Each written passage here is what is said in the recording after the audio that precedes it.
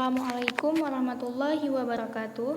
Perkenalkan, nama saya Mustika dari Prodi Ilmu Administrasi Negara, Fakultas FISIP. Kali ini saya ingin mempresentasikan hasil PowerPoint ujian akhir semester MK Kepemimpinan dengan judul Tipe dan Gaya Kepemimpinan.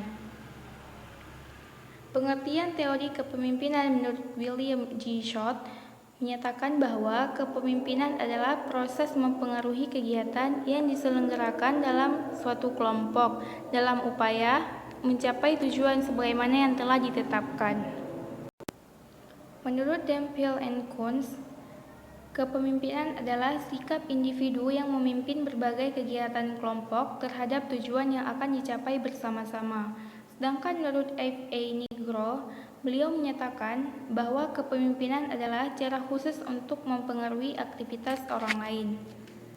Tipe kepemimpinan bisa diartikan sebagai suatu bentuk, pola, atau tingkah laku dari seorang pemimpin, yang mana di dalamnya menyangkut kemampuannya dalam memimpin suatu kelompok atau suatu organisasi. Berdasarkan teori, gaya kepemimpinan itu dibagi menjadi 3 teori. Teori yang pertama yaitu teori genetis. Prinsip teori ini ialah a leader are born and not made. Jadi pemimpin itu bakatnya dilahirkan, bukan karena dibuat. Penganut aliran teori ini mengatakan bahwa seorang pemimpin akan tetap menjadi pemimpin dimanapun dan bagaimanapun keadaannya, karena ia telah dilahirkan dengan bakat kepemimpinannya. Teori yang kedua yaitu teori sosial. Jadi teori ini merupakan kebalikan inti dari teori genetika.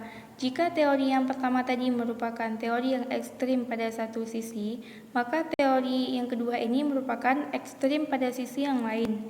Prinsip teori ini ialah a leader are made and not born. Jadi pemimpin itu dibuat, bukan karena kodrat.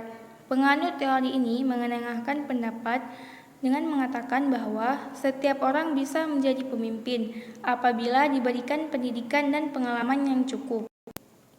Kedua teori yang ekstrim ini tidak seluruhnya mengandung kebenaran.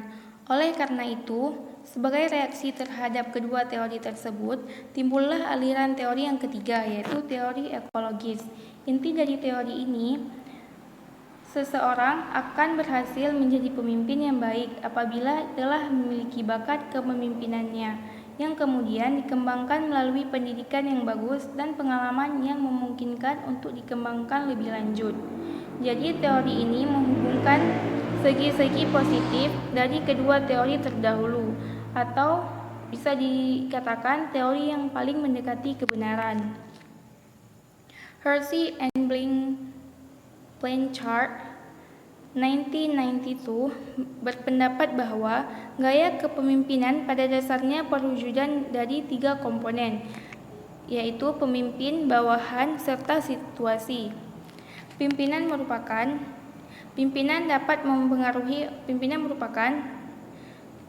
seseorang yang dapat mempengaruhi orang lain atau suatu kelompok untuk melakukan kerjasama yang telah ditetapkan sesuai tujuan organisasi tersebut.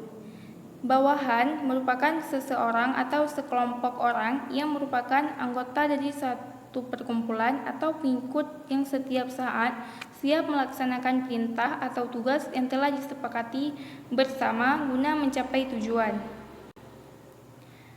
Sedangkan situasi ialah suatu keadaan yang kondusif, di mana seseorang pemimpin berusaha pada saat-saat tertentu mempengaruhi perilaku orang lain agar dapat mengikuti kehendaknya dalam rangka mencapai tujuan yang bersama. Tipe-tipe kepemimpinan pada umumnya dibagi menjadi 5. Tipe kepemimpinan yang pertama yaitu tipe autokratis. Ciri-ciri pimpinan autokratis yang pertama yaitu menganggap organisasi sebagai pemilik pribadi. Yang kedua yaitu mengidentifikasikan tujuan pribadinya dengan tujuan organisasi. Dan yang ketiga, menganggap bawahan sebagai alat semata-mata. Yang keempat, tidak mau menerima kritik, saran, dan pendapat orang lain. Yang kelima, terlalu tergantung kepada kekuasaan formalnya. Yang keenam, dalam tindakan penggeraknya sering mempergunakan pendekatan yang mengandung unsur paksaan dan bersifat menghukum. Tipe yang kedua yaitu tipe militeristis. Ciri-cirinya antara lain menggerakkan bawahan sistem perintah lebih sering dipergunakan.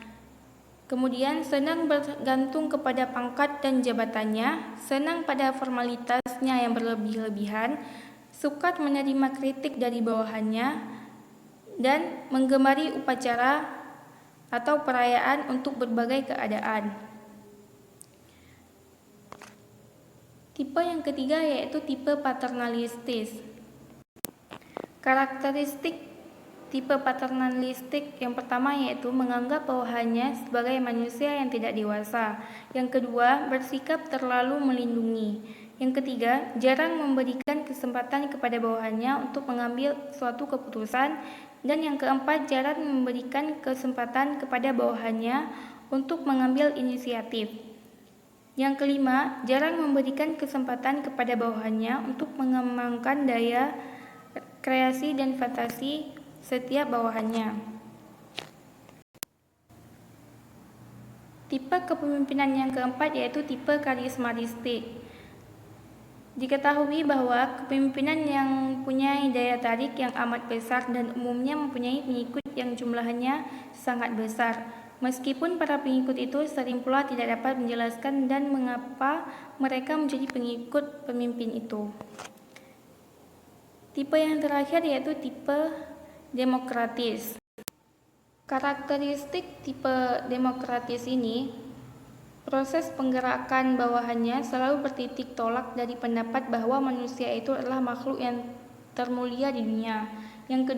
Kemudian, senang menerima saran, pendapat, dan bahkan kritik dari bawahannya. Selalu berusaha mengutamakan kerjasama dan teamwork dalam usaha mencapai tujuan. Kemudian, selalu berusaha untuk menjadikan bawahannya lebih sukses daripadanya, dan selalu berusaha mengembangkan kapasitas diri pribadinya sebagai pemimpin.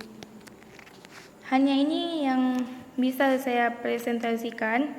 Namun bila ada kekurangan, bisa disampaikan melalui komentar.